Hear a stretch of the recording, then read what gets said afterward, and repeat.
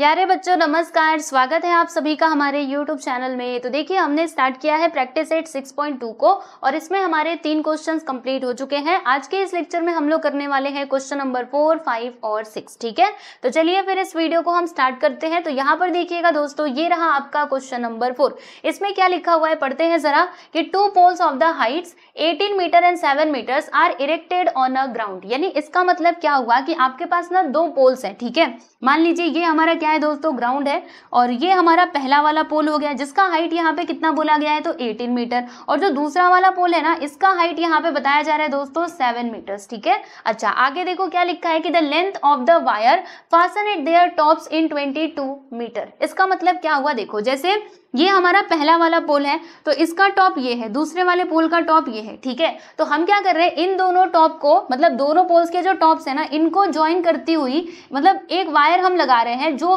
Wire क्या कर रहा है इन दोनों के टॉप को ज्वाइन कर रहा है। ठीक है, और ये वायर का जो लेंथ है ना दोस्तों वो है हमारा 22 मीटर। ठीक है, तो हमें यहाँ पे फाइंड क्या करना है, find the angle made by the wire with the horizontal. यानी ये देखो बच्चों ये आपका हॉरिजॉन्टल है। ठीक है, तो हॉरिजॉन्टल के साथ यहाँ पे जो एंगल फॉर्म हो रहा है ना हमें इसका मेजरमेंट बताना है। समझ में आया क्वेश्चन, समझा आप सभी लोगों को? देखो मैं आपको प्रॉपरली अच्छे से फिगर बना करके दिखाती हूँ जिससे आप अच्छे से समझ पाएंगे। देखिए ये हमारा क्या है भाई, ये हमारा ग्राउंड हो गया। ठीक है, लो भैया हमने ये ग्राउंड बना दिया। ठीक है, फिर अब हम क्या करेंगे, यहाँ से हम एक लाइन खींचेंगे कुछ यूं इस प्रकार से, और ये क्या हो जाएगा दोस्तों, ये हमारा फर्स्ट पोल हो जाएगा जिसका हाइट है 18 मीटर। ठीक है, देखो अभी मैं आपको ना यहाँ पे बना के बताती हूँ, इसको मैं थोड़ा सीधा कर देती हूँ, आ जाओ नीचे इधर। ठीक है, ये हो गया हमारा पहला वाला पोल बराबर। इसका मैं नाम लिख देती हूँ, चलो इसका नाम हम लिख देते दोस्तों P, और ये हो गया हमारा Q। ठीक है, फिर जो हमारा दूसरा वाला पोल है जिसका हाइट कितना है 7 मीटर, देखो ये हमारा दूसरा वाला पोल है भाई। ओके, देख रहे हैं ना आप सभी लोग, राइट? इसका हाइट यहाँ पे बताया जा रहा है, रुको पहले फिगर अच्छे से बनाने दो फिर आपको बहुत अच्छे से ये क्वेश्चन समझ में आएगा, है बहुत इजी। देखो ये हमारा 7 मीटर्स का है और यहाँ पर ये जो पोल है ना दोस्तों इसका हाइट कितना है, तो यहाँ पर बोला गया है क्वेश्चन में 18 मीटर। ठीक है, फिर अब हम क्या कर रहे हैं, तो इन दोनों के टॉप्स को ज्वाइन कर रहे हैं थ्रू द वायर। ठीक है, मतलब वायर के थ्रू इन दोनों के टॉप्स को हम ज्वाइन कर रहे हैं। तो देखो भाई ये पहले वाले का ये दूसरे वाला का टॉप हो गया ना, लो इसका हम नामकरण भी कर देते हैं। तो ये PQ था, ये हमने लिख दिया R और ये S। ठीक है, अच्छा यहाँ तक हो गया। ओके, फिर यहाँ पे हॉरिजॉन्टल भी हम बना लेते हैं। तो लो भैया ये हमारा हॉरिजॉन्टल लाइन हो गया, आप सभी लोग देख सकते हो है कि नहीं, ये लीजिए, रुकिए 1 मिनट। हाँ, ये हो गया हमारा हॉरिजॉन्टल लाइन बराबर, यस। तो यहाँ पे एक जो पॉइंट आ रहा है इसको हम नाम देते हैं A बराबर। ओके, तो इस प्रकार से हमारा फिगर बनने वाला है। एक बार फिर से मैं आपको बताती हूँ, ध्यान से सुनो। क्या बोला था इसमें कि 2 पोल्स ना ऐसे लगे हुए हैं। ठीक है, तो ये पहला पोल हो गया, ये दूसरा पोल हो गया। तो PQ और RS बी द 2 पोल्स, यहाँ पे हम लिख देते हैं आइए दोस्तों अभी हम ना सॉल्यूशन लिखना स्टार्ट करते हैं। देखो अभी तक अगर आपको नहीं भी समझा है तो भी टेंशन मत लेना, पक्का समझ जाएगा। बस अभी आप ये फिगर को देखते रहो। और यहाँ पे देखो मैं क्या लिख रही हूँ, पहले मैं क्या लिख रही हूँ, ये पोल्स के बारे में लिख रही हूँ। तो यहाँ पर मैं लिख देती हूँ कि लेट PQ एंड RS, ठीक है, RS बी द 2 पोल्स। ठीक, लो भैया हमने ये बात लिख दी। ओके, फिर उसके बाद यहाँ पर क्या बोला था कि हम क्या कर रहे हैं, वायर के थ्रू इन दोनों के टॉप्स को ज्वाइन कर रहे हैं। और वो जो वायर है ना दोस्तों उसका लेंथ कितना है, तो वो है 22 मीटर। यानी ये जो आप देख रहे हैं ना बच्चे, ये हमारा 22 मीटर का है। तो यहाँ पे मैं लिखती हूँ कि एंड ये जो PR है, राइट, और ये मैंने 2 पोल्स लिख दिया। ठीक है, और उसके बाद यहाँ पे हम पूरा डिस्टेंस भी लिखेंगे। अच्छा, इसको हम बोलते हैं कि ये AR क्या है दोस्तों, AR हमारा हॉरिजॉन्टल है, राइट। तो यहाँ पे हम लिखते हैं कि AR be the horizontal line. ठीक है, बी द हॉरिजॉन्टल लाइन, ये हमारा हॉरिजॉन्टल लाइन है, राइट। एंड यहाँ पे एक और बात लिखिएगा, एंड ये जो थीटा है ना, देखो यहाँ पर जो हमारा एंगल ऑफ एलिवेशन बनेगा, इसमें बोला था ना कि हमें कौन से एंगल का मेजरमेंट बताना है। तो वायर और हॉरिजॉन्टल के लाइन के साथ जो यहाँ पे एंगल बन रहा है यानी कि एंगल ऑफ एलिवेशन, ठीक है, इसका मेजरमेंट हमें बताना है। तो ये भी हम लिख देते हैं एंड ये एंगल थीटा, यहाँ पे लिखते हैं and theta be the angle of elevation. ठीक है, ऐसे पूरा हमें क्या करना चाहिए, अच्छे से लिख देना चाहिए। जब भी आप सॉल्यूशन स्टार्ट करते हैं ना, तो आपको फिगर के बारे में थोड़ा सा डिस्क्राइब करना है कि ये फिगर में आपने क्या क्या ड्रॉ किया है, कौन कौन सा जो साइड है वो किसको रिप्रेजेंट कर रहा है, वो इस प्रकार से आपको लिखना है, बराबर। चलो अब हम सभी का जो मेजरमेंट है ना वो हम इधर लिख देते हैं। तो देखिए दोस्तों, जैसे कि आप देख सकते हो ये जो PQ है ना, PQ है हमारा 18 मीटर का। तो लो भैया हम यहाँ पे लिख देते हैं 18 मीटर, ठीक है। फिर उसके बाद यहाँ पर जो दूसरा साइड है RS, ये है दोस्तों हमारा 7 मीटर का। तो इधर मैंने लिख दिया है बच्चे 7 मीटर्स, ओके ओके। फिर यहाँ पर देखो ये जो है एंगल PRA, ये हमारा हो जाएगा थीटा, राइट, यानी कि एंगल ऑफ एलिवेशन। PR आप देख सकते हो ना, PRA यानी कि ये थीटा क्या है, थीटा है, एंगल ऑफ एलिवेशन, ठीक है। चलो इतनी सारी इन्फॉर्मेशन तो हमने यहाँ पे लिख दी है, ओके। अब हमें क्या चाहिए, हमें ये जो एंगल है ना दोस्तों, इसका मेजरमेंट चाहिए कि वो कितने डिग्री का होगा। अब सोचो ये हम कैसे फाइंड कर सकते हैं, तो थोड़ा सा यहाँ पे दिमाग लगाना पड़ेगा। डायरेक्टली अभी आप ना नहीं फाइंड कर पाओगे, आपको यहाँ पे पहले रेक्टेंगल की प्रॉपर्टी यूज करनी पड़ेगी एंड देन आपको ये एंगल मिलेगा। सुनो कैसे, देखो जैसे आप इस फिगर को ध्यान से देखना, ये एंगल है 90 डिग्री का, लो भैया ये भी है 90, ये भी है 90 और ये भी है 90 डिग्री का, यानी कि ये जो क्वाड्रिलेटरल आपके सामने है ना, ये हो जाएगा दोस्तों हमारा रेक्टेंगल। और हमको रेक्टेंगल की प्रॉपर्टी पता है कि इसके जो अपोजिट साइड्स है ना वो आपस में क्या होते हैं दोस्तों, कॉन्ग्रुएंट होते हैं, यानी कि इक्वल होते हैं। तो देखो यहाँ पर क्या होगा, ये जो RS है और AQ है, दोनों आपस में क्या हो जाएंगे, कॉन्ग्रुएंट हो जाएंगे। Why, because they are opposite sides, है ना, ये क्या है, अपोजिट साइड्स है ना, तो इसीलिए RS और AQ दोनों आपस में क्या हो जाएंगे, कॉन्ग्रुएंट, यानी ये भी 7 मीटर, ये भी हो जाएगा बच्चों 7 मीटर का, ठीक है। अच्छा चलो यहाँ तक तो समझ में आ गया।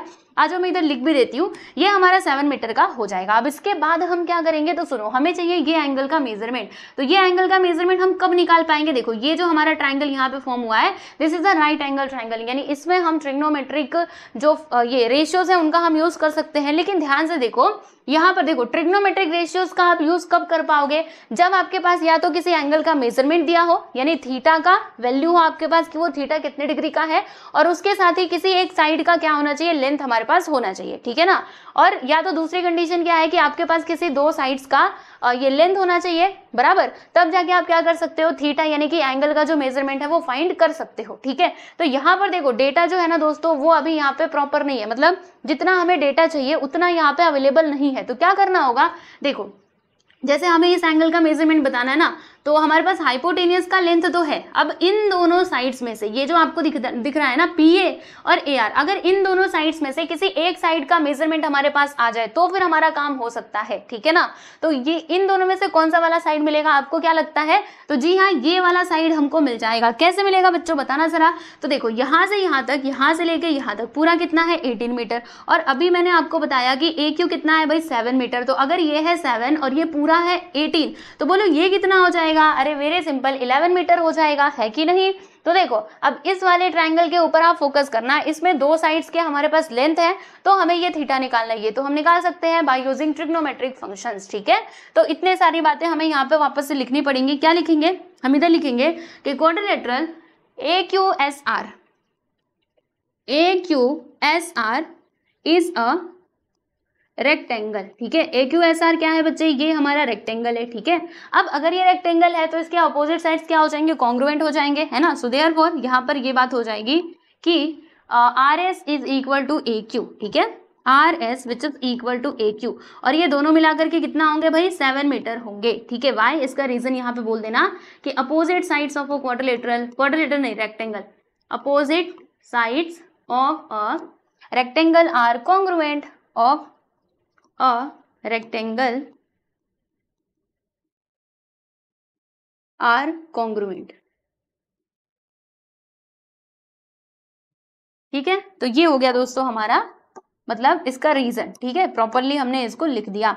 अब इसके बाद हम क्या करेंगे, तो देखो अभी यहाँ पे आप देख सकते हो कि PAQ ये तीनों पॉइंट्स क्या है बच्चों, कोलिनियर है कि नहीं। तो देखो यहाँ पे हमें लिखना पड़ेगा कि सिंस यहाँ पे हमने क्या देखा कि ये तीनों पॉइंट्स हैं कोलिनियर, यानी P से A है और A से क्या है बच्चे, ये Q है, ठीक है। तो क्या होगा, ये जो PQ है ना, PQ देखो PQ किसके इक्वल हो जाएगा बताइए, इसमें तो आपको एकदम मास्टर हो, आपको पता ही है।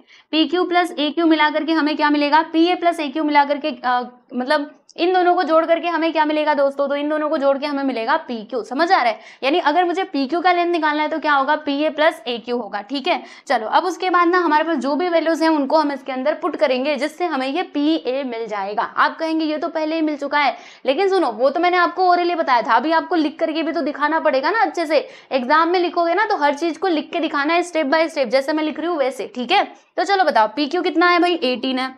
PA हमें नहीं मालूम, तो हम यहाँ पे लिख देंगे बच्चे PA। PQ बता दो 7, फिर 7 को हम इधर बुला लेते हैं, तो 18 minus 7 which is equal to PA बराबर। ओके, तो बताइए PA कितना हो जाएगा, तो 18 माइनस 7 करेंगे तो 11 हो जाएगा, राइट। तो देखो बच्चों, हमें यहाँ पे जो PA है ना ये मिलता है 11 मीटर्स। यहाँ पे मैं मीटर्स भी डाल देती हूँ। ठीक है, चलो यहाँ तक तो आपको बातें समझ में आ गई होंगी। अब आगे की बात आपको बताती हूँ कि करना क्या है। सुनो सुनो सुनो सुनो, इसको थोड़ा किनारे करते हैं और यहाँ से हम एक लाइन खींचते हैं। ठीक है, चलिए देखिए अब हम क्या करेंगे, ये तो मिल गया ना, हमें ये थीटा चाहिए। तो आप सोचिए, अच्छे से सोचो, हमारे पास ये हाइपोटेनियस है और थीटा के अपोजिट वाला साइड हमारे पास अवेलेबल है, यानी हाइपोटेनियस है और अपोजिट साइड है। हमें थीटा का मेजरमेंट फाइंड करना है, तो हमें कौन सा रेशियो यूज करना पड़ेगा, तो देखो इसका अपोजिट साइड है और हाइपोटेनियस है, तो कौन सा ऐसा रेशियो है जिसमें अपोजिट साइड आता है और हाइपोटेनियस आता है। सोचिए सोचिए, अच्छे से सोचिए। तो देखिए एक तो हमारा साइन थीटा होता है जिसमें अपोजिट साइड अपॉन हाइपोटेनियस, ये होता है फॉर्मूला, यानी साइन थीटा में आता है, और दूसरा कॉसेक थीटा में आता है। तो आप साइन थीटा का भी यूज कर सकते हो, कॉसेक थीटा का भी यूज कर सकते हो, यानी दोनों से आपको करेक्ट आंसर ही मिलेगा। तो चलो हम यहाँ पे साइन थीटा का यूज कर लेते हैं, है ना। तो यहाँ पे हम लिखेंगे कि ट्राइंगल, कौन सा ट्राइंगल है, PAR। Triangle PAR is a right angle triangle. ये कैसा ट्राइंगल है भाई, हाँ लिखना पड़ेगा बिल्कुल, राइट एंगल्ड ट्राइंगल।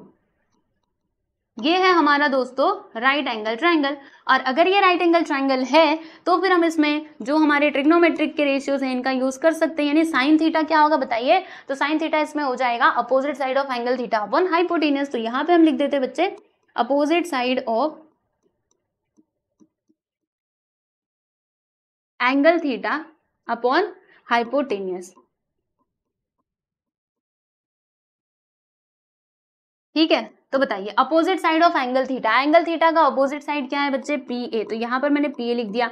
हाइपोटेनियस बताइए क्या है बच्चे, PR। तो यहाँ पर हमने लिख दिया है PR। ठीक है, तो PA बताइए कितना है, PA आप देख सकते हो 11, तो यहाँ पर मैंने लिख दिया दोस्तों 11, और PR हमारा क्या है 22। ठीक है, चलो अब हम इसको कैंसिल कर देते हैं। तो 11 1 से 11 और 11 2 सा क्या होता है बच्चे 22 होता है कि नहीं, यानी कि जो हमारा साइन थीटा है ना दोस्तों, साइन थीटा, ठीक है, ये बताइए कितना आ गया, तो ये आ गया हमारे पास 1/2। लेकिन क्या हमें साइन थीटा चाहिए था, सोचो सोचो, साइन थीटा चाहिए था क्या, नहीं, हमें तो ये थीटा का वैल्यू चाहिए था, लेकिन ये तो साइन थीटा मिला। अभी रुको, मिलेगा आंसर। देखो हमें साइन थीटा मिला है बच्चों 1/2, लेकिन क्या आप ये जानते हो, ये तो हमें पता है ना कि ये जो देखो साइन जो है, साइन ये कौन से डिग्री पे 1/2 होता है, याद कीजिए वो ट्रिग्नोमेट्रिक टेबल, 0 डिग्री पे 0 हमने देखा था। बाकी 30 डिग्री पे क्या होता है, साइन थीटा का वैल्यू 30 डिग्री पे क्या होता है 1/2, यानी साइन 30 डिग्री होता है 1/2। यहाँ पे आप लिखो कि वी नो दैट, हमें पता है, सिंस वी नो दैट कि साइन 30 डिग्री इज 1/2। ठीक है, आप दोनों को कंपेयर करो और यहाँ से आपको थीटा का वैल्यू मिल जाएगा। चलो कंपेयर करो, sine theta is equal to 1/2, sine 30 degree is equal to 1/2, यानी कि थीटा यहाँ पर कितना हो जाएगा बच्चे, तो थीटा जो है ना, थीटा ये हमारा हो जाएगा दोस्तों 30 डिग्री का। बात समझ में आई, और हमें ये थीटा का ही तो वैल्यू फाइंड करना था ना। तो लो भैया हमने ये फाइंड कर लिया, लो बस इतना ही करना था। यही तो बोला था कि find the angle made by the wire with the horizontal. तो यहाँ पे लास्ट में आंसर लिख देंगे कि, आइए बताती हूँ आपको क्या लिखेंगे। देखिए कैसे क्वेश्चन पूछा था, the angle made by the wire with the horizontal. हाँ ऐसे लिख देते हैं कि therefore the angle made by the wire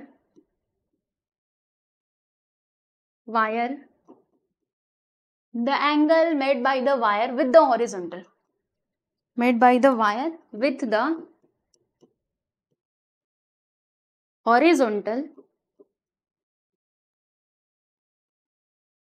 is, बोलिए कितना आएगा, तो यहाँ पर आ जाएगा दोस्तों हमारा 30 डिग्री। तो लो भैया हमने यहाँ पे लिख दिया 30 डिग्री और इस प्रकार से ये क्वेश्चन होता है कंप्लीट। जी हाँ, हमारा ये जो क्वेश्चन नंबर 4 था ना दोस्तों, ये हो चुका है कंप्लीट। आप लोग देख सकते हैं अच्छे से। ठीक, समझ में आ गया कि नहीं? चलो अगर समझ में आया ना तो मुझे कमेंट सेक्शन में जरूर बताना। ओके चलिए आगे बढ़ते हैं। अब हम बात करेंगे दोस्तों हमारे अगले सवाल यानी कि 5th क्वेश्चन की। अब इसमें क्या कहा जा रहा है कि लो अब एक तूफान आ गया। A storm broke a tree and the tree top rested 20 meters from the base of the tree, making the angle of 60 degree with the horizontal. Find the height of the tree. अच्छा, ये है हमारा सवाल। अब इसका मतलब क्या है समझो। देखो तूफान आता है, जी हाँ आता है। तो तूफान आता है तो क्या क्या होता है, पेड़ वगैरह सब टूट जाते हैं, ऐसे ही तो होता है। पेड़, मान लीजिए ये पेड़ हमारा पूरा खड़ा है, ठीक है, मान लो ये क्या है, अरे रुक जाओ जरा, हम पेड़ बनाते हैं। अब मान लेते हैं दोस्तों कि ये हमारा क्या है बच्चे, पेड़ है, ठीक है, इस प्रकार से बना देते हैं थोड़ा सा। लो ये हमारा पेड़ है। अब तूफान आएगा तो क्या होगा, पेड़ जो है वो नीचे, मतलब वो क्या होगा, तूफान आ रहा है तो वो टूट जाएगा, टूट करके गिर जाएगा। तो मान लीजिए इसकी एक डाली, इसकी कोई एक डाली थी, यहाँ से मान लेते हैं हम ये डाली, ठीक है, तो ये जो इतनी लंबी सी डाली थी ना, वो मान लेते हैं यहाँ से टूट करके इस प्रकार से नीचे गिर गई, ठीक है, टूटी, लेकिन वो पूरा नीचे नहीं गिरा है, वो थोड़ा सा ऐसे, देखो मान लो ये हमारा क्या है बच्चे, ये हमारा पेड़ है, ठीक है, ये हमारा पूरा पेड़ है। अब पेड़ में से क्या हुआ कि हवा आया, आंधी आया, तो इसने इसको तोड़ा, लेकिन ये उसके अंदर जुड़ा ही है, वो जो मेन हमारा ट्री है ना उसके अंदर समझो ये जुड़ा है, इस प्रकार से वो गिरा, ठीक है। कैसे गिरा इस फिगर में आपको नहीं समझेगा, लेकिन ऐसे समझेगा। देखो जैसे मान लेते हैं कि ये हमारा क्या है बच्चे, ट्री है, ठीक है, हाँ मान लो कि ये ट्री का हाइट है, ऐसे हम मान लेते हैं। फिर क्या हुआ, आंधी तूफान आया और इसने इसको यहाँ से ना तोड़ दिया, और जब टूटा तो जानते हो क्या हुआ, ये जो है ना ये वाला हिस्सा वो नीचे ऐसे करके नीचे गिर गया, ठीक है, देखो ऐसे, यहाँ से यही वाला हिस्सा ऐसे करके नीचे आ गया, कुछ इस प्रकार से। तो ये बात इसमें कही जा रही है, ठीक है। और ये जहां पर गिरा है ना, सुनो, यहां से लेकर के यहां तक का डिस्टेंस कितना है, मतलब ये जो हमारा मेन ट्री है, ठीक है, ट्री का बेस, तो यहां से यहां तक का डिस्टेंस कितना दिया है, 20 मीटर यहां पर बोला गया है। तो लो भैया हमने इधर लिख दिया है दोस्तों 20 मीटर, ठीक है। चलो एक बार फिर से ये क्वेश्चन पढ़ती हूँ और आपको एक्सप्लेन करती हूँ, बिल्कुल भी टेंशन मत लेना, अभी समझ में आएगा। देखो क्या लिखा है, A storm broke a tree and the tree top, मतलब ट्री का जो टॉप था, it is rested 20 meter from the base of the tree, ठीक है। और सुनो, making an angle of 60 degree, यानी एंगल जो है ना बच्चे, ये एंगल कितने डिग्री का बना रहा है, तो 60 डिग्री का एंगल बना रहा है। ओके जी, चलिए हम यहाँ पे 60 डिग्री का एंगल बनवा देते हैं इससे, यस, इस प्रकार से, ठीक है। यहाँ पे एंगल कितने डिग्री का बनेगा, 60 डिग्री का, मतलब थीटा, थीटा का वैल्यू हमारा हो जाएगा बच्चे 60 डिग्री, ठीक है, ओके। विथ द हॉरिजॉन्टल, देखो हॉरिजॉन्टल के साथ ये बना रहा है, यानी ये हमारा हॉरिजॉन्टल हो जाएगा और इसके साथ ये 60 डिग्री का एंगल बना रहा है। Then you have to find the height of the tree, यानी ये जो ट्री है ना बच्चे, इसका हाइट हमें फाइंड करना है। तो कैसे करेंगे, देखो हम कैसे करेंगे आपको मैं बताती हूँ। पहले ना आप इस फिगर को देख करके समझो, इसका मैं पहले नामकरण कर देती हूँ। मान लेते हैं कि ये जो हमारा ट्री है इसका हाइट कितना है टोटल, ए बी, ठीक है। लो ए बी हमने इसको मान लिया, और ये जहां से टूटा है ना उस पॉइंट को हमने सी मान लिया, और जहां पर ये जाकर के गिरा है उसको हमने डी मान लिया, ठीक है। ऐसे करके हमने पूरा जो लेट वाला था, यानी जो सपोज वाली चीजें थी, वो सब कुछ हमने सपोज कर ली है, बराबर। ओके, हमें ये height of the tree find करना है। तो कैसे फाइंड करेंगे, हमें ए सी और बी सी अगर मिल जाए, देखो भाई ये तीनों पॉइंट्स क्या है, कोलिनियर, तो अगर हमारे पास ए सी आ जाए और बी सी आ जाए तो फिर ये पूरा जो लेंथ है ना बच्चे ए बी, वो हमें मिल सकता है, ठीक है, क्योंकि इन दोनों को हम जोड़ देंगे। अब ये कैसे मिलेगा, देखो आपको तो पहले ये ध्यान रखना है कि this is congruent to this, ठीक है। अच्छा, और कुछ इन्फॉर्मेशन तो यहाँ पे दी नहीं है, तो फिर हम क्या करें, देखो हम एक काम करेंगे, जानते हो, सबसे पहले इस वाले ट्राइंगल में, देखो ये हमारा एक राइट एंगल ट्राइंगल है, बराबर। तो राइट एंगल ट्राइंगल में हम ट्रिग्नोमेट्रिक फंक्शंस लगाएंगे, ट्रिग्नोमेट्रिक रेशियोज जो है उनका यूज करके ये वाला जो साइड है ना दोस्तों, ये हम फाइंड करेंगे, ठीक है। जब एक बार ये मिल गया उसके बाद हम ये हाइपोटेन्यूज निकालेंगे, बराबर। और हाइपोटेन्यूज निकालने के बाद क्या होगा, देखो ये मिल गया और हाइपोटेन्यूज मिल गया, hypotenuse and this side equally है, बिकॉज यही वाला पार्ट तो नीचे गिरा है ना, यही वाला पार्ट तो नीचे गिरा है, अरे सोचो यही वाला पार्ट नीचे गिरा है, तो अगर ये लेंथ और ये लेंथ की मैं बात करूं, दोनों आपस में क्या होंगे, इक्वल। अगर ये मिला तो समझो ये भी मिल जाएगा, और ये तो हमें पहले से मिला रहेगा, फिर इन दोनों को हम जोड़ देंगे और फिर फाइनली हमें हमारा आंसर मिल जाएगा, ठीक है। कुछ समझ में आया आप सभी लोगों को? तो चलो अब मैं आपको आंसर लिख के बताती हूँ कि लिखना कैसे है। चलिए आइए देखिए इधर हम लिखते हैं, यस, क्या करेंगे, यहाँ पर क्या हो गया इसको, ओह लगता है इसको कुछ हो गया, चलो अभी ये ठीक हो जाएगा, लेकिन तब तक आप मेरी बातें सुनो, ठीक है। यस, देखिए यहाँ पर आ जाएगा हमारा, क्या था, इधर तो कुछ भी नहीं था। ओके, इधर हम क्या लिख देंगे दोस्तों, सॉल्यूशन, राइट। चलिए स्टार्ट करते हैं इसको। लिखना, तो पहले हमने जो भी यहाँ पे बनाया हुआ है फिगर उसके बारे में थोड़ा सा डिस्क्राइब करेंगे। तो यहाँ पे लिखेंगे कि let A be the height of the tree, let A be the height of the tree. ठीक है, ठीक, चलो यहाँ तक हमने लिख दिया। उसके बाद इसमें आप देखिएगा ये जो आपको डी से दिखाई दे रहा है ये क्या है, ये टूटा हुआ हिस्सा है ना, देखो ये टूटा हुआ हिस्सा है, यहाँ पे आकर के गिर गया। तो इधर ना मुझे लिख करके बताना पड़ेगा and D C be the broken part. ठीक है, जो कहाँ पर गिरा है दोस्तों, तो आप बताइएगा पॉइंट डी पर। तो यहाँ पे हम क्या लिखेंगे कि D C be the broken part which is rested at point D. ठीक है, from the base of the tree, यहाँ पे प्रॉपरली लिख देने का, from the base of the tree.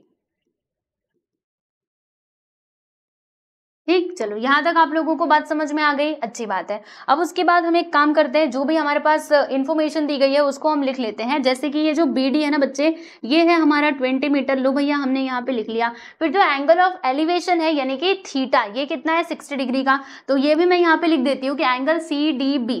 देखिए एंगल सी डी बी यानी कि थीटा, यहाँ पर ब्रैकेट में लिख देते हैं हम थीटा। बोलो कितना है दोस्तों, ये है हमारा 60 डिग्री का। ठीक है, यहाँ तक बात समझ में आ गई। अभी हम क्या करेंगे, सबसे पहले मैंने आपको बताया था ना कि हम इसका जो लेंथ है वो फाइंड करेंगे। अब इसका लेंथ हमें कैसे मिलेगा, तो हमें ट्रिग्नोमेट्रिक रेशियोज का यूज करना पड़ेगा, बराबर। तो ध्यान से देखो हमारे पास क्या क्या इन्फॉर्मेशन दी गई है, क्योंकि जो इन्फॉर्मेशन दी गई है उसी के आधार पे आप क्या कर सकते हो, ट्रिग्नोमेट्रिक रेशियोज लगा सकते हो। ठीक है ना, हमारे पास ये एंगल है और इसका एडजेसेंट साइड दिया गया है। हमें क्या फाइंड करना है दोस्तों, हमें यहाँ पे फाइंड करना है अपोजिट साइड। ठीक है, तो कौन सा वाला हमें यहाँ पे ट्रिग्नोमेट्रिक रेशियोज लगाना पड़ेगा, सोचिए, जिसमें एडजेसेंट साइड आता है और अपोजिट साइड आता है। तो कौन सा है वो है हमारा tan थीटा, है ना।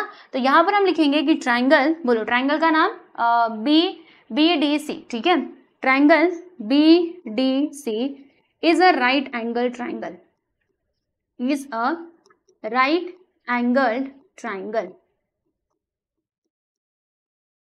ठीक है, अच्छा, तो अब इसमें हम लगाएंगे दोस्तों tan थीटा। तो यहाँ पर मैंने लिखा tan theta which is equal to, क्या आएगा बताइए, फॉर्मूला क्या होता है आप सभी को पता है। यहाँ पे हम लिखेंगे opposite side of angle theta.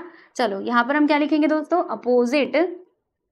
Opposite side of angle theta, upon में क्या आएगा, तो अपॉन में हमारा आ जाएगा बच्चे हाइपोटेन्यूस। ठीक है, यहाँ पे हम लिख देंगे हाइपोटेन्यूस, बराबर, हाइपोटेन्यूस नहीं, सॉरी, यहाँ पर आएगा adjacent side of angle theta. Okay, मैंने गलती से लिख दिया, एक्चुअली चलो मैंने गलती से लिख दिया। यहाँ पे हम लिखेंगे दोस्तों adjacent side of angle theta, right. चलो अब उसके बाद हम यहाँ पे सारे वैल्यूज को पुट करते हैं। तो हमको पता है tan थीटा, थीटा का वैल्यू क्या है बताइए, 60 डिग्री। तो यहाँ पर मैंने लिख दिया दोस्तों tan 60 डिग्री। ठीक है, opposite side of angle theta, angle theta का अपोजिट साइड इज BC। तो यहाँ पर मैंने लिख दिया बच्चे BC। Adjacent side of angle theta is BD। तो यहाँ पर आपको लिखना है BD, दिख रहा है, देखो BD और ये BC लिख दिया। अब ना इसके अंदर हम लोग वैल्यूज पुट करेंगे। तो BC कितना है हमें नहीं मालूम, तो इसको आप ऐसे ही छोड़ दीजिएगा। बाकी BC कितना है दोस्तों, ये है हमारा 20 मीटर, लो भैया हमने लिख दिया। बाकी आपको पता है tan 60 डिग्री कितना होता है, सोचिए, ट्रिग्नोमेट्रिक टेबल याद करो, tan 60 डिग्री हमारा होता है √3। ठीक है, तो यहाँ पर हम क्या लिखेंगे दोस्तों, √3 लिखेंगे। देखो ये टेबल जो मैंने आपको लिखा के दिया था ना, मैं इसको बोल रही हूँ आपने याद कर ही लो, क्योंकि बार बार आपको इसकी जरूरत पड़ेगी। ठीक है, रुको कहाँ गया वो टेबल, मैंने स्टार्टिंग में ही इसीलिए सारी बेसिक चीजें ना आपको पहले बता दी थी। ये देखो जो हमारा tan 60 डिग्री है वो बोलो कितना होता है, √3 होता है, याद रखिएगा। ठीक है, याद रखिएगा, मतलब ये टेबल पूरा आपको याद करना है। ओके, चलो आ जाते हैं हम यहाँ पर। तो ये मैंने वैल्यूज इधर पुट कर दिए। अब क्या होगा देखो, यहाँ पर हम एक काम करेंगे, रुको √3 विच इज इक्वल टू क्या मिलता है हम लोगों को, BC अपॉन में आ जाएगा 20। ठीक है, अच्छा अब क्या करें, देखो ये BC को कहेंगे तो उधर चला जाए, तो जब ये BC उधर जाएगा तो बोलो किस में हो जाएगा, मल्टीप्लाई में, यानी यहाँ पर फाइनली हमें क्या मिलेगा, तो BC नहीं, यहाँ पे 20√3। ठीक है, ये BC का वैल्यू हमको मिला 20√3 मीटर, यहाँ पे हम मीटर लगा देते हैं। ठीक है दोस्तों, तो देखिएगा अभी तक हमारे पास क्या क्या इन्फॉर्मेशन आ चुकी है आपको बताती हूँ। देखिए यहाँ पर हमें ये जो BC है ना, BC का लेंथ मिल चुका है, बोलो कितना, तो 20√3। तो यहाँ पर मैंने लिख दिया है बच्चे 20√3 मीटर, ठीक है। और बाकी सब तो आप देख ही सकते हैं। अच्छा चलो अब आगे क्या करना है, हमें तो हाइट ऑफ द ट्री निकालना था, यानी कि ये जो AB है ना, AB इसका लेंथ हमें बताना था, ठीक है। तो अभी देखो कैसे बताएंगे, यहाँ तक तो आप लोगों को सारी बातें समझ में आई होंगी। इधर देखो, इधर ये फिगर गया हमारा उधर। अब सुनो दोस्तों क्या करेंगे हम, देखिए हमारे पास ये आ चुका है। अब हमें अगर ये AC मिल जाए फिर हमारा काम हो सकता है, ठीक है। हो सकता है कि नहीं, बोलो जल्दी से। हाँ जी हाँ, हो सकता है। तो अब ये AC हम डायरेक्टली तो नहीं निकाल सकते, तो फिर क्या करेंगे, पहले ये DC निकालेंगे। और हमें पता है DC और AC दोनों क्या है, आपस में इक्वल है, ठीक है। तो अब ये DC हम कैसे निकालेंगे, ये तो आसान है। ये है राइट एंगल ट्राइंगल, जिसमें ट्रिग्नोमेट्रिक रेशियोज का यूज करो और आंसर आपको मिल जाएगा। चलो फिर चलो, अब देरी किस बात की, सब कुछ तो आप समझ चुके हैं, तो फटाफट से हम इसका सॉल्यूशन कर लेते हैं। तो देखिए क्या लिखेंगे हम, यहाँ पे हम कौन से वाले रेशियो का यूज करेंगे। तो देखो दोस्तों, हमें हाइपोटेनियस चाहिए, तो कौन सा ऐसा ट्रिग्नोमेट्रिक रेशियोज है जिसमें हाइपोटेनियस आता है। तो हाइपोटेनियस हमारा साइन थीटा में भी आता है, कॉस थीटा में भी आता है, कॉसेक में भी आता है, सेक में भी आता है। तो आप चारों में से किसी भी रेशियो का यूज कर सकते हो, एज योर विश, आपकी मर्जी। तो चलो इस बार हम यूज कर लेते हैं दोस्तों कॉस थीटा का। साइन थीटा यूज करोगे ना फिर भी आंसर मिलेगा। ओके चलो, तो कौन सा यूज करेंगे, कॉस थीटा। यहाँ पर हम लिखते हैं बच्चे कॉस थीटा। इसका फॉर्मूला आप सभी लोगों को पता है, बोलो क्या होता है, adjacent side of angle theta upon hypotenuse. तो यहाँ पे हमें लिखना पड़ेगा, आ जाओ लिख देते हैं। देखो एडजेसेंट साइड ऑफ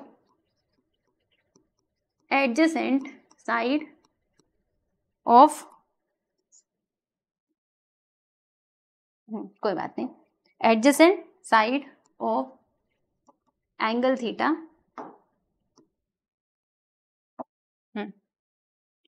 रुकिए, adjacent side of angle theta upon hypotenuse, ठीक है।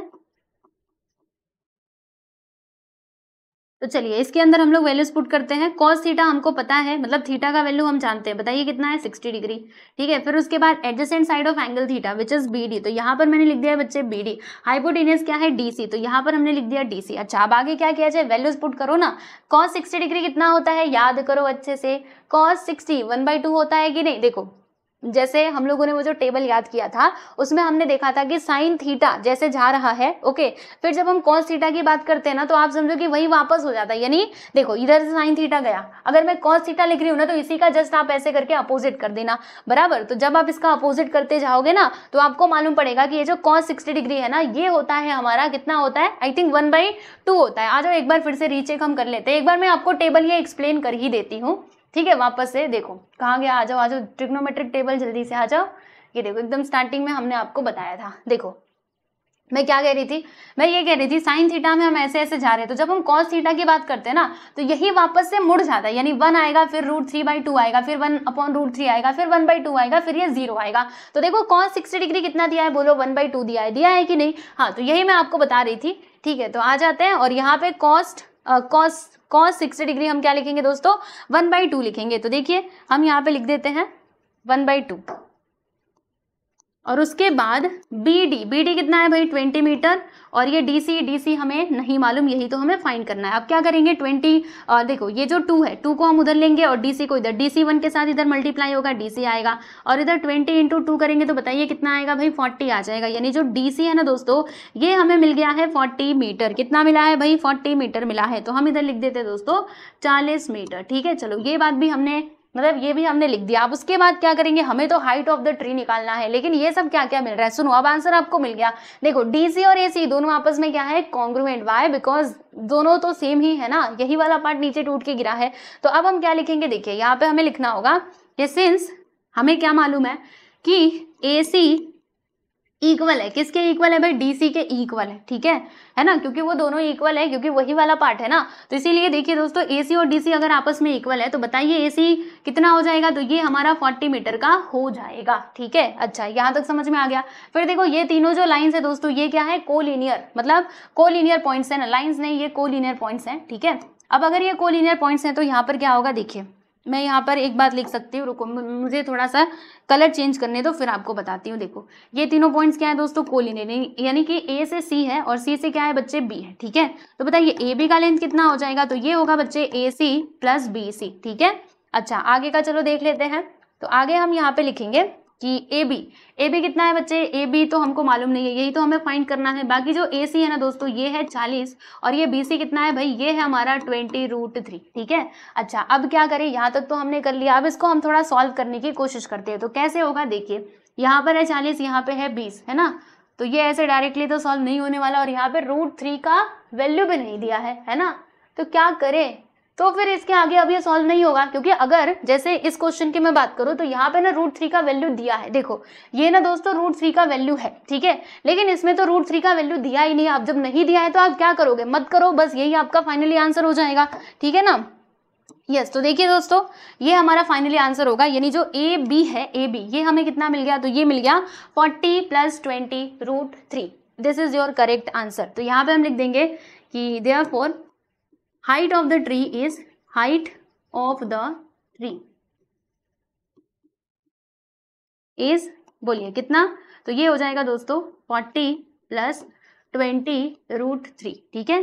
तो ये हो गया हमारा फाइनली आंसर, आप लोग देख सकते हो हमने ये क्वेश्चन कंप्लीट कर लिया है। यस एवरीवन, देखिए ये देखिए क्वेश्चन नंबर 5 यहाँ पे होता है हमारा कंप्लीट, ठीक है, क्लियर हुआ, चलो अच्छी बात है। अब हम चलते हैं आगे, यहाँ पर देखिए दोस्तों ये रहा आपका क्वेश्चन नंबर 6। इसमें क्या कहा जा रहा है कि a kite is flying at a height of 60 metre above the ground. जैसे मान लो ये आपका ग्राउंड है, ठीक, तो यहाँ से 60 मीटर ऊपर, मतलब 60 यानी कि 60 मीटर ऊपर जो है ना बच्चों, आपका जो पतंग है यानी काइट जो है ना वो फ्लाई कर रहा है, ठीक है, ऐसा यहाँ पे बोला गया है। फिर आगे देखो क्या लिखा है कि the string attach to the kite is tied at the ground, यानी हमने क्या किया है, देखो जैसे अब जो पतंग उड़ती है उसमें धागा भी रहता है, आप सभी को पता है ना, बिना धागा के पतंग कैसे उड़ेगा, तो उसकी जो स्ट्रिंग है ना दोस्तों उसको हमने टाई अप किया है, कहां पर, ग्राउंड में, ओके। और सुनो यहाँ पे एंगल बन रहा है हमारा 60 डिग्री का विद द ग्राउंड, यानी ग्राउंड के साथ जो हमारा ग्राउंड है ये हमारी जमीन है, तो इसके साथ वो जो स्ट्रिंग है ना दोस्तों वो 60 डिग्री का एंगल बना रही है। यानी मान लीजिए यहाँ पर हमने क्या किया है, उसको उस स्ट्रिंग को टाई अप किया है, ठीक है, तो यहाँ से ये इस प्रकार से पतंग से जुड़ा हुआ होगा, है ना, काइट से जुड़ा हुआ है, तभी तो काइट उड़ रहा है ना हवा में, और यहाँ पे एंगल ये कितने डिग्री का बना रहा है, 60 डिग्री का एंगल बना रहा है, ठीक है। अच्छा आगे देखो, assuming that the string is straight, आपको अज्यूम करना है कि जो हमारा स्ट्रिंग है ना बच्चे वो कैसा है, स्ट्रेट है, यानी इस प्रकार से है। देन हमें फाइंड करना है लेंथ ऑफ द स्ट्रिंग, यानी ये जो स्ट्रिंग आपको दिखाई दे रहा है इसका लेंथ हमें फाइंड करना है। तो कैसे करेंगे, आइए जरा हम समझते हैं, और पहले फिगर बनाते हैं ना तब आपको अच्छे से समझेगा। देखो भाई ये हमारा ग्राउंड है, ध्यान से देखना, ये क्या है बच्चे, ये हमारा ग्राउंड है, ठीक, ओके, ये हमारा ग्राउंड है। अब उसके बाद हम थोड़ा सा इसको नीचे करते हैं, रुको रुको रुको, हाँ, फिर यहाँ से लेकर के यहाँ तक हमने ये जो लाइन खींची है ये किसको रिप्रेजेंट कर रहा है, तो वो जो काइट आसमान में उड़ रहा है ना ये उसको रिप्रेजेंट कर रहा है कि जमीन से ये 60 मीटर ऊपर, कितना मीटर ऊपर भाई, तो 60 मीटर ऊपर यहाँ पे जो पतंग है ना वो उड़ रहा है हवा में। आज मैं आपको पतंग बना के दिखाती हूँ, देखो पतंग बनाते हैं हम, ये लीजिए, ये हमारा काइट हो गया, ये ऐसे करके उड़ रहा है, देख रहे हो। फिर इसके अंदर क्या होगा, मतलब यहाँ पे रस्सी भी बंधी होगी इस प्रकार से, तो वो जो रस्सी हमने बांधी है ना दोस्तों वो ग्राउंड से टाई अप किया है कुछ इस प्रकार से, देख रहे हो, हाँ ऐसे, राइट, समझ में आ रहा है आप सभी लोगों को। चलो तो इस प्रकार से आप देख सकते हो हमारा ट्राइंगल बन करके तैयार हो गया, और फिर ये अगर ये ट्राइंगल बन गया तो हम इसमें ट्रिग्नोमेट्रिक रेशियोज का यूज करके जो भी हमें फाइंड करना है वो हम फाइंड कर सकते हैं। तो देखिएगा यहाँ पर ग्राउंड के साथ ये एंगल कितने डिग्री का बना रहा है दोस्तों, तो ये एंगल बना रहा है 60 डिग्री का। लो भैया हमने यहाँ पे 60 डिग्री लिख दिया, ओके। तो आपको अज्यूम करना है कि स्ट्रिंग क्या है, this is straight, then find the length of the string. चलो इसका नामकरण कर देते हैं, इसको मैंने x मान लिया, इसको y और इसको z। तो कैसे करेंगे, ये तो बहुत आसान है, चाहो तो खुद से भी ट्राई कर सकते हो। सुनो ध्यान से, आपको क्या फाइंड करना है, देखो यहाँ पे 90 डिग्री का एंगल बनेगा, राइट, ये है, हमें ये स्ट्रिंग का लेंथ निकालना है। तो स्ट्रिंग यानी क्या है, इस ट्रायंगल का हाइपोटेन्यूज ही तो है। तो अगर आपके पास अपोजिट साइड है और ये थीटा का वैल्यू है ना, थीटा का मेजरमेंट तो है ना हमारे पास 60 डिग्री, तो फिर हम हाइपोटेन्यूज बहुत आसानी से निकाल सकते हैं बिना किसी झंझट के, है ना। बताओ कैसे, आप देखो कौन सा ऐसा ट्रिग्नोमेट्रिक रेशियोज है जिसमें आता है अपोजिट साइड और हाइपोटेन्यूज, तो वो हमारा आता है दोस्तों साइन थीटा में। आप साइन थीटा का यूज यहाँ पे कर सकते हो, या फिर कोसेक थीटा में भी तो आता है hypotenuse upon opposite side of angle theta. तो आप कोसेक का भी यूज कर सकते हो और साइन का भी यूज कर सकते हो, दोनों में से कुछ भी यूज करो, आपको आंसर सही मिल जाएगा, ठीक है। तो चलो यही रहेगा हमारा पूरा सॉल्यूशन, जैसे मैंने आपको अभी बोल करके बताया। अब मैं आपको लिख के बता देती हूँ, देखिए यहाँ पे हम लिख देंगे बच्चे सॉल्यूशन, ठीक है। अच्छा चलो अब करना क्या है, अब ज्यादा कुछ नहीं करना, बस जो जो हमने यहाँ पे कंस्ट्रक्शन किया उसको जरा इधर लिख के बता देते हैं। यहाँ पे लिखेंगे कि let X Y be the height of the kite, height of the kite from the ground, है ना, अबोव द ग्राउंड, ठीक है, यहाँ पे अबोव लिखा है, height of the kite, kite above the ground, ठीक है, मैं इसको कुछ और ही पढ़ रही थी, above the ground, okay, and यहाँ पे लिखेंगे and x Z be the string, x Z be the string, ठीक, ये मैंने यहाँ पे लिख दिया है, राइट, ओके। तो चलो आप सभी का मेजरमेंट लिख देते हैं। देखिए दोस्तों, यहाँ पर ये जो एक्स वाई है ना, ये है हमारा 60 मीटर का, और ये जो एंगल यहाँ पे फॉर्म हो रहा है, एंगल एक्स जेड वाई, देखो एक्स जेड वाई यानी कि थीटा, बोलो ये कितने डिग्री का है दोस्तों, ये हमारा 60 डिग्री का है, ठीक है, ओके। अब उसके बाद यहाँ पे देखिएगा, ये जो ट्राइंगल है, ये कैसा ट्राइंगल है, तो राइट एंगल ट्राइंगल है, तो यहाँ पे हम लिखेंगे triangle X Y Z is a right angle triangle, ठीक है, राइट एंगल ट्राइंगल, बराबर, ओके। तो अब हम क्या लिखेंगे, देखिए कौन सा वाला रेशियो आप यूज करना चाहते हैं, साइन थीटा यूज करना है तो आप साइन थीटा कर लो। यहाँ पे हम लिखेंगे दोस्तों sine theta which is equal to, क्या आएगा, यहाँ पर आ जाएगा opposite side of angle theta, opposite side of angle theta, upon में आएगा दोस्तों हाइपोटेनियस, ठीक है, यस, हाइपोटेनियस इधर आ जाएगा। अब उसके बाद ना इधर वैल्यू रखेंगे, तो बताइए साइन थीटा, थीटा कितना है दोस्तों, ये हमारा 60 डिग्री का, which is equal to opposite side of angle theta, angle theta का opposite side is X Y and the hypotenuse is X Z, so I have, मतलब यहाँ पे मैंने लिख दिया एक्स जेड, ठीक है, ओके। चलो आगे चलते हैं, एंड देन अब क्या होगा, यहाँ पर देखिए साइन 60 डिग्री कितना होता है, चलिए बताइए कितना होता है, याद करो ट्रिग्नोमेट्रिक टेबल, तो कितना होता है साइन 60 डिग्री, √3/2, तो यहाँ पर मैंने लिख दिया है बच्चे √3/2, okay, which is equal to X Y कितना है भाई, एक्स वाई है हमारा 60 मीटर, तो ये मैंने लिख दिया, और ये एक्स जेड हमें नहीं मालूम, हमें तो ये फाइंड करना है। अब क्या करें, चलो यहाँ तक तो हमने कर दिया, लेकिन इसके आगे क्या करना है, कुछ समझ में आपको आ रहा है, वैसे तो आ रहा होगा, चलिए फिर भी हम आपको बताते हैं, आ रहा है ना, फिर भी मैं आपको बताती हूँ कि क्या होगा। देखो क्या करेंगे हम, ये जो एक्स जेड है हम कहेंगे तुम इधर आ जाओ, ये जो 2 और मतलब √3/2 है इसको हम इधर लेकर के जाएंगे, तो एक्स जेड इधर डिवाइड में जब इधर आएगा तो ऊपर चला जाएगा, बाकी 60, और जब ये 2 मतलब 2 देखो नीचे इधर आएगा तो ऊपर, और ये √3 ऊपर था तो इधर आने के बाद ये नीचे हो जाएगा, ठीक है।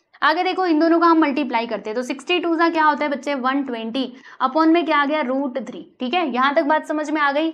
चलो आगे बढ़ते हैं, और मैं आपको आगे का कैलकुलेशन करके समझाती हूँ कि अब आगे क्या होगा। देखिए दोस्तों यहाँ पर हम क्या करेंगे, देखो ये जो आपको दिख रहा है एक्स जेड, ये हमें किसके इक्वल मिला है, तो 120 और अपॉन में है √3, इसके इक्वल मिला है, बराबर। अब हम क्या करें, इसको कैसे सॉल्व करें, ये देखो √3 का वैल्यू हमारे पास है 1.73, तो क्या करना होगा, पहले ये जो रूट नीचे आपको √3 दिखाई दे रहा है ना, वो √3 को तो हटाना पड़ेगा, और √3 हटाने के लिए हम क्या करेंगे दोस्तों, यहाँ पे रेशनलाइजेशन वाली टेक्निक का यूज करेंगे, यानी √3 से ऊपर नीचे हम मल्टीप्लाई कर देंगे कुछ इस प्रकार से, जी हाँ ऐसे ही। तो जब आप इन दोनों का मल्टीप्लाई करेंगे तो बताइए क्या आएगा, ऊपर आ जाएगा हमारा 120 इंटू √3, और नीचे कितना आएगा, तो √3 इंटू √3 इज ओनली 3, ठीक है। अब इसको काटो, तो 3 1 जा 3, 3 4 जा 12, यहाँ पर आ जाएगा 40, कितना आएगा भाई 40 आ जाएगा, यानी हम इधर लिख देंगे बच्चे 40, इधर आ जाएगा √3, ठीक है। अब क्या करना है, अब बताओ, तो √3 का वैल्यू तो हमारे पास है ना, बोलो कितना है 1.73, तो इधर मैंने लिख दिया दोस्तों 1.73। अब इन दोनों का मल्टीप्लाई कर दो, फिर आपको ये जो एक्स जेड है ना ये मिल जाएगा, तो 4 3 सा कितना होता है 12 होता है, कैरी 1 आ गया, 7 4 सा 28 प्लस 1 29, 2 आ गया, 4 1 सा 4 2 6, ठीक है।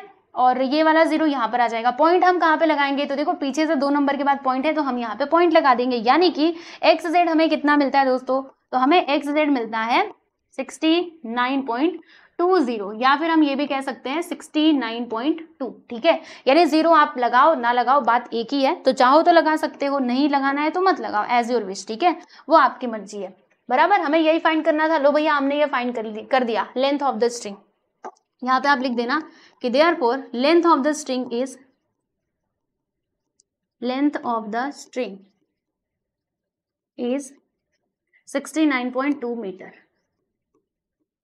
ठीक। तो ये हो गया बच्चों आपका फाइनली आंसर, आप देख सकते हो हमने यहाँ पर ये जो क्वेश्चन नंबर 6 है इसको कंप्लीट कर लिया, ठीक है।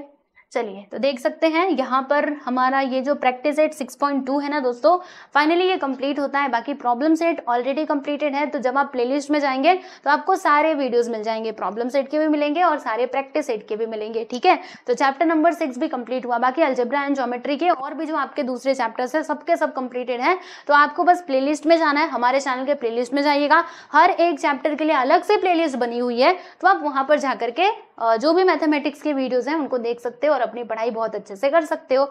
ठीक है, चलिए मिलते हैं नेक्स्ट वीडियो में। Bye everyone.